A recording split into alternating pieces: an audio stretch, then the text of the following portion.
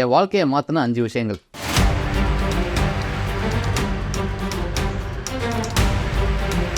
என்கிட்ட நிறைய பொருட்கள் இல்லை. I live a pretty much minimalistic life. I have only 10 clothes.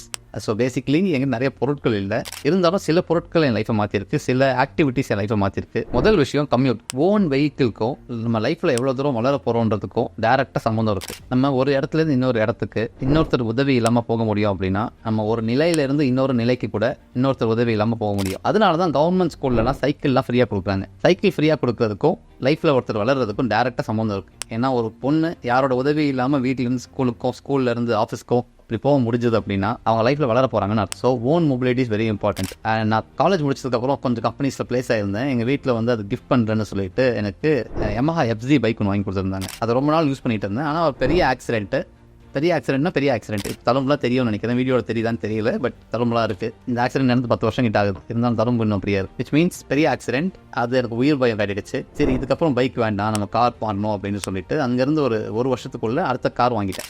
அப்போ நிறைய பணம் இல்லை என்கிட்ட. யூஸ்டு கார் Hyundai i10 ஒன்று என் ஃப்ரெண்டு கிட்ட இருந்து வாங்கியிருந்தேன். அது ஒரு 1.5 வருஷம் ஓட்டியிருப்பேன். அந்த 1.5 வருஷத்தில் ஒரு 30,000 கிலோமீட்டர் ஓட்டினேன். இப்போ ஒரு கார்லேருந்து இன்னொரு கார் போகிறோம்னா பெரிய கார் தான் வாங்குவோம். ஆனால் எனக்கு என்னென்னா நிறைய பணம் இல்லாததுனால, அது நல்ல மைலேஜ் தரலை அப்படின்றதுனால நான் அதை விட சின்ன கார் ஒன்று வாங்கினேன். புது கார் மாருதி ஆல்டோ ஒன்று. ஆல்டோ பொறுத்த வரைக்கும் என்ன பெரிய அட்வான்டேஜ்னா பைக்குக்கார செலவு தான் அதுக்காகும். நிறைய மைலேஜ் தரும். மெயின்டெனன்ஸ் காஸ்ட் ரொம்ப கம்மி. அதை விட ரொம்ப முக்கியமான விஷயம் EMI ரொம்ப ரொம்ப கம்மி. அது பெருசாக வழியாவே தெரியல. ஒரு பைக் வச்சிருந்ததுக்கும் கார் வச்சிருந்ததுக்கும் பெருசாக டிஃபரன்ஸே தெரியல எனக்கு. So it was fun. 5 வருஷம் அந்த கார் வச்சிருந்தேன். ஒரு 1,10,000 கிலோமீட்டர் வரைக்கும் ஓடிச்சது. அதுக்கப்புறம் அந்த கார் நிறைய செலவு வைக்க ஆரம்பிச்சது. கரெக்டாக செலவு வைக்க ஆரம்பிக்கிறப்ப நான் இன்னொரு கார் மாற்றணும்னு சொல்லிட்டு மாருதி ஸ்விஃப்ட் ஒன்று வாங்கினேன். இப்போ வாங்கி 1.5 வருஷம் ஆகுது. 1.5 வருஷத்தில் 35,000 கிலோமீட்டர் ஓட்டியாச்சு. இதில் சொல்ல ஒரு விஷயம் என்னன்னா, நான் நிறைய கிலோமீட்டர் ஓட்டுற ஒரு பர்சன். நிறைய டிராவல் இருக்குது. என் ஒர்க் அதை டிமாண்ட் பண்ணுது. ஸோ நிறைய ட்ராவல் பண்ணுறேன். நிறைய ட்ராவல் பண்ணணும்னா ஓன் வெஹிக்கிள் இருந்தால் ரொம்ப பெட்டர். அதெல்லாம் விட முக்கியமானது, நான் இது வரைக்கும் பெரிய கார் வாங்கலை. இப்போ ஸ்விஃப்ட் வாங்குறப்ப ஆக்சுவலாக பெரிய கார் வாங்கியிருக்க முடியும், ஆனால் வாங்கலை. அது ஏன்னு நான் சொல்கிறேன். ஒரு பெரிய கார் வாங்கி ஒரு பெரிய EMI பே பண்ணுறப்போ நமக்கு ஒரு ஃபீலிங் இருக்கும்ல, அது நல்ல ஃபீலிங்காக இருக்காது யூஸ்வலாக. ஏன்னா நம்ம வருமானத்துலேருந்து ஒரு பெரிய பங்கு காருக்கு மட்டும் செலவு பண்ணிட்டு இருக்கோம். அதை விட நம்ம நல்ல வருமானம் இருக்குது, ஆனாலும் சின்ன கார் வச்சிருப்போம் அப்படின்னா நம்ம அந்த EMI கண்ணுக்கு தெரியாமல் போயிட்டு இருக்கோம். அது நமக்கு வந்து ஒரு நல்ல ஃபீலிங் கொடுக்கும். என்னை பொறுத்த வரைக்கும் என்ன கார் வச்சிருக்கோன்றதை விட அந்த கார் நமக்கு என்ன ஃபீலிங் கொடுக்குதுன்றது தான் முக்கியம். ஸோ பேசிக்காக அந்த ஃபீலிங்கை நம்பி வாழலாம். நிறைய பேர் பண்ணுற தப்பு என்னென்னா, வருமானம் கூட கூட அவங்களோட லைஃப் ஸ்டைலையும் கூட்டிகிட்டே போயிடுவாங்க. அப்படி கூட்டிகிட்டே போனால் அந்த ஃபீலிங் நல்லா இருக்காது. ஏன்னா வருமானத்தில் பெரும் பகுதி அவங்களோட EMIக்கும் அவங்களோட செலவுக்கு மட்டுமே போயிட்டு இருக்கும். என்னை பொறுத்த வரைக்கும் having a own vehicle is very important. என்னோட கார் என் லைஃப்பை மாற்றின முதல் விஷயம். ரெண்டாவது டெக்னாலஜியில் லேப்டாப், அப்புறம் மொபைல். லேப்டாப் பொறுத்த வரைக்கும் எனக்கு சூப்பர் ஸ்டோரி இருக்குது. எங்கள் தாத்தா வந்து 2008 எனக்கு ஒரு லேப்டாப் கிஃப்ட் பண்ணார், ஃபஸ்ட் இயர் முடிக்கிற டைமில். அந்த லேப்டாப் வந்து இதுதான், அது டெல் இன்ஸ்பிரான். அந்த பழைய லேப்டாப்பு செம்ம வெயிட்டாக இருக்குது. ஆக்சுவலாக இப்போ தூக்குனா செம்ம வெயிட்டாக தெரியுது. இந்த லேப்டாப் பொறுத்த வரைக்கும் வந்து ஒருத்தர் லைஃப்பை ஒரு லேப்டாப் மாற்றோம் அப்படின்றதுக்கு இதுதான் பெரிய எக்ஸாம்பிள். நான் கற்றுக்கிட்ட எல்லாமே இந்த லேப்டாப் தான் கற்றுருக்கேன். நான் பார்த்த எல்லா வீடியோஸ், நான் AutoCAD, ப்ரோஇ, ஆன்சர்ஸ். ஏன் எல்லாம் படித்தேன்னா நான் மெக்கானிக்கல் இன்ஜினியரிங் படித்தேன். அதனால் இதெல்லாம் இந்த லேப்டாப் தான் படித்தேன்.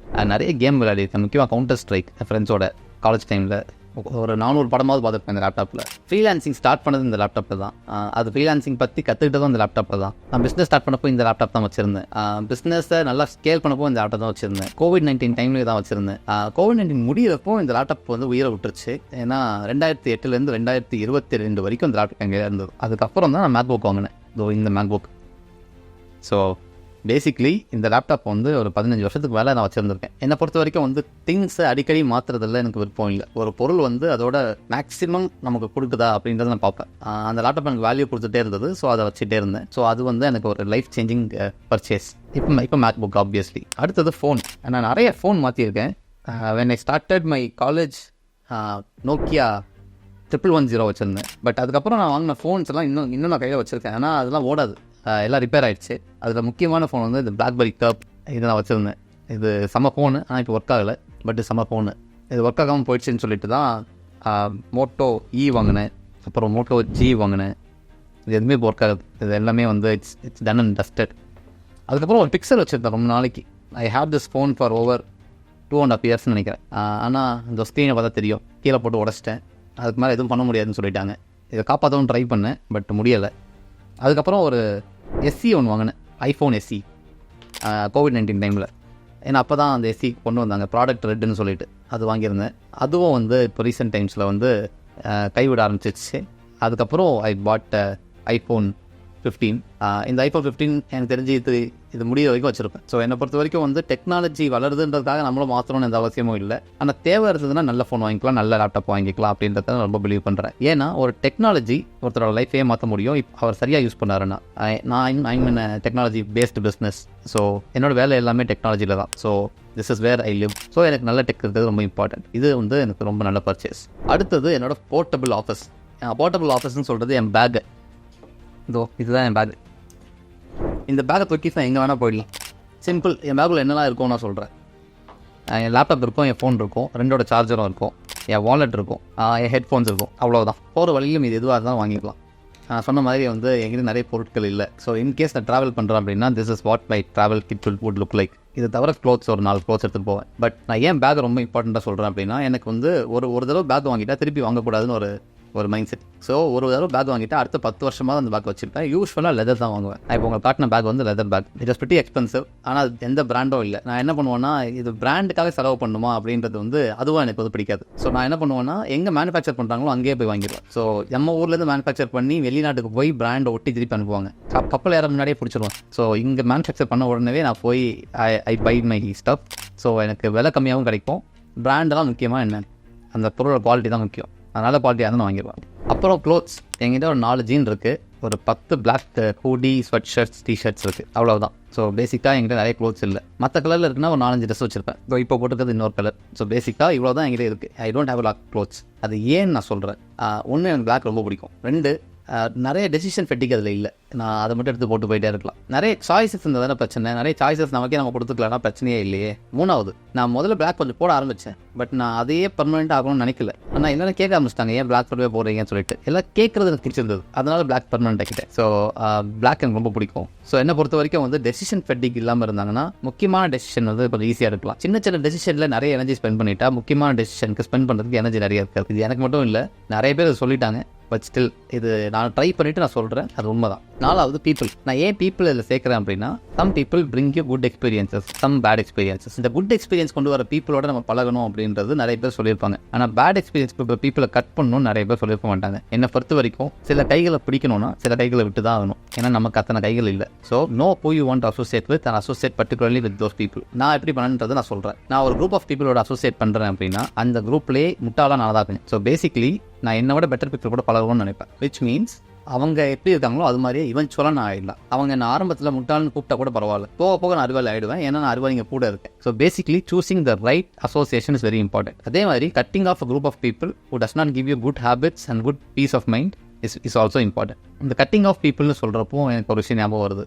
ஒரு 3 வருஷத்துக்கு முன்னாடி என் ஃபோனில் 4100 கான்டாக்ட் மேலே இருந்தது.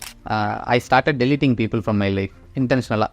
பேசிக்காக அவங்களால எனக்கு எந்த வேல்யூவும் இல்லை, என்னால் அவங்களுக்கு எந்த வேல்யூவும் இல்லைன்ற மாதிரி பீப்புள். நான் நிறைய கான்டாக்ட்ஸ் ரொம்ப வருஷத்துக்கு கலெக்ட் பண்ண கான்டாக்ட்ஸ் எல்லாம் டெலிட் பண்ணிட்டு இருந்தேன். நான் டெலிட் பண்ணி முடிக்கிறப்போ எனக்கு 900 கான்டாக்ட்ஸ் தான் இருந்தது. ஆனால் அந்த 900 கான்டாக்ட்ஸோட வாட்ஸ்அப் ஸ்டேட்டஸ் பார்க்குறப்போ அவங்க ஜெயிச்சேன்னு சொல்லி போட்டாங்கன்னா நானே ஜெயிச்ச மாதிரி எனக்கு ஃபீலிங் இருக்கும். நான் ஒரு போஸ்ட் போட்டேன்னா அவங்க எங்கேஜ் பண்ணுற விதம் அவங்களே ஜெயிச்ச மாதிரி அவங்க ஃபீல் பண்ணுவாங்க. So basically people who actually add value to my life. அதே மாதிரி people to whom I add value. Basically people who add value to your life is very important and people to whom you can add value is also very important. 5வது, activities. நம்ம லைஃப்பில் என்னென்ன activities பண்ணுறோன்றது. நிறைய பேர் பணம் நிம்மதி கொடுக்கும்னு நினைப்பாங்க. ஆக்சுவலாக பணம் டேரெக்டாக நிம்மதி கொடுக்குறது இல்லை. பணத்தை எப்படி சம்பாதிக்கிறோம், பணத்தை எப்படி செலவு பண்ணுறோம், இதுதான் நமக்கு நிம்மதி கொடுக்குதா இல்லையான்னு தீர்மானிக்குது. ஸோ நம்ம பணம் அப்படின்ற ஒரு விஷயத்த எந்தெந்த இடத்துல செலவு பண்ணுறது ரொம்ப இம்பார்ட்டண்ட். ஏன்னா பணம் எங்கே போகுமோ அங்கே நேரமும் எனர்ஜியும் சேர்ந்து போகும். இதில் ஒரு விசித்திரமான விஷயம் இருக்குது. பணம், நேரம், எனர்ஜி, இது 3ல் எது ஒன்று எங்கே போகுதோ மீது 2 அங்கேயே போகும். நீங்கள் எனர்ஜி ஒரு இடத்துல ஸ்பெண்ட் பண்ணுறீங்க அப்படின்னா அங்கே நேரமாக ஸ்பெண்ட் பண்ணியிருப்பீங்க, பணமாக ஸ்பெண்ட் பண்ணியிருப்பீங்க. நீங்கள் நேரம் ஒரு இடத்துல ஸ்பெண்ட் பண்ணுறீங்கன்னா அங்கே எனர்ஜியும் ஸ்பெண்ட் பண்ணியிருப்பீங்க, பணமாக ஸ்பெண்ட் பண்ணியிருப்பீங்க. நீங்கள் பணம் ஒரு இடத்துல ஸ்பெண்ட் பண்ணுறீங்கன்னா அங்கே எனர்ஜி, நேரம் 2 ஸ்பெண்ட் பண்ணியிருப்பீங்க. ஸோ இந்த 3ம் தனியாக போகாது, 3ம் சேர்ந்து தான் போகும். ஸோ இது 3 நீங்கள் எங்கே ஃபோக்கஸ் பண்ணுறீங்கன்றது ரொம்ப இம்பார்ட்டன்ட். என்னை பொறுத்த வரைக்கும் I believe in deep work. ஒரு நாளைக்கு 3லேருந்து 4 மணி நேரம் வேலை பார்த்தா போதும். நிறைய பேர் 12 மணி நேரம் டிஸ்ட்ராக்டர் ஒர்க் பண்ணுறாங்க. அது கொடுக்குற எஃபெக்டை விட 3 மணி நேரம் டெய்லி ஒர்க் பண்ணால் எஃபெக்ட் அதிகமாக இருக்கும். இன்ஃபேக்ட் ஒரு நாள் 3 மணி நேரம் டீப் ஒர்க் பண்ணால் இங்கே ஒரு வாரம் டிஸ்ட்ராக்டட் ஒர்க் பண்ணதுக்கு சமம். ரொம்ப உழைப்பு போடுறவங்க ஜெயிக்கிறது இல்லை, சரியான இடத்துல உழைப்பு போடுறவங்க தான் ஜெயிக்கிறாங்க. So no where you are working. இதே லைஃப் மாற்றின 5வது விஷயம். நிறைய பேர் லைஃப்க்கு ஒரு மெட்ரிக் வச்சுட்டு வாழ்வாங்க. என்னை பொறுத்த வரைக்கும் I have a peace metric. நம்ம வச்சிருக்கிற பொருள், நம்ம செய்கிற வேலைகள், நம்ம சுற்றி இருக்கிற மக்கள் நமக்கு எவ்வளோ பீஸ் கொண்டு வராங்கன்றது எனக்கு ரொம்ப முக்கியம். இப்போ உங்களுக்கு பீஸ் முக்கியமா இல்லையான்றது நீங்கள் தான் சொல்லணும். ஏன்னா பீஸ் வந்து என்னோட வேல்யூ சிஸ்டமில் மேலே இருக்குது. உங்களுக்கு அது எங்கே இருக்குன்றது நீங்கள் தான் சொல்லணும். பட் பீஸ் உங்களுக்கு மேலே இருக்குது அப்படின்னா, be very very careful about who you spend your time with, what you own and where you spend your time.